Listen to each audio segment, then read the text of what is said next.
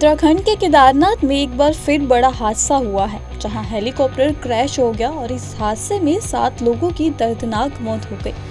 देश अभी अभी अहमदाबाद और एयर इंडिया प्लेन क्रैश जैसी घटनाओं से उबरा ही नहीं था कि एक और त्रासदी सामने आ गई।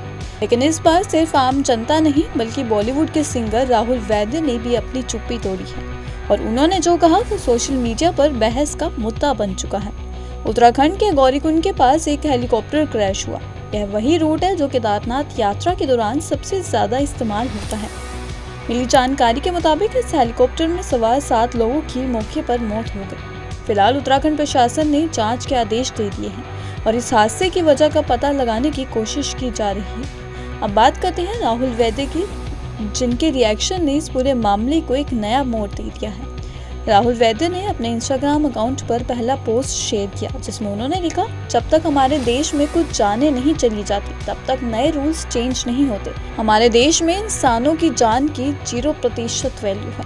उन्होंने इसके साथ दिल टूटने वाला इमोजी भी लगाया, जो उनके गहरे दुख और गुस्से दोनों को बयां कर रहा था। इतना ही नहीं, राहुल वैद्य का गुस्सा यही नहीं रुका। उन्होंने कुछ ही देर बाद एक और पोस्ट शेयर किया। इस बार उन्होंने लिखा, केदारनाथ में हेलीकॉप्टर क्रैश हर महीने की घटना बन गई है। हद है, क्या कोई रेगुलेटर्स है या फिर कुछ रैंडम जोकर टेबल पर बैठे हुए हैं। इस स्टेटमेंट ने सोशल मीडिया पर तूफान ला दिया है। कई लोग राहुल वैद्य की बेबाकी की तारीफ कर रहे हैं तो कुछ इसे असंवेदनशील बता रहे हैं। लेकिन जो बात सबसे बड़ी है, राहुल वैद्य ने पीड़ितों के लिए RIP या श्रद्धांजलि नहीं दी, बल्कि सीधा सीधा गुस्सा जताया है। अगर आप सोच रहे हैं कि राहुल वैद्य क्यों इतने गुस्से में हैं, तो आप आंकड़े देखिए। केदारनाथ क्षेत्र में पिछले 6 महीनों में यह 5वां हेलीकॉप्टर हादसा है। क्या ये सिर्फ टेक्निकल फेलियर है या मैनेजमेंट की लापरवाही? हर बार जांच होती है, अफसर बदलते हैं, लेकिन हादसे फिर भी हो रहे हैं। यही कारण है जिसकी वजह से राहुल वैद्य का गुस्सा फूटा है। राहुल वैद्य के बयानों के बाद सोशल मीडिया पर रिएक्शंस भी काफी आने लगी हैं। कई लोग कह रहे हैं कि कम से कम उन्होंने डर के बिना सवाल उठाए और सीधा सीधा सबसे सवाल किया।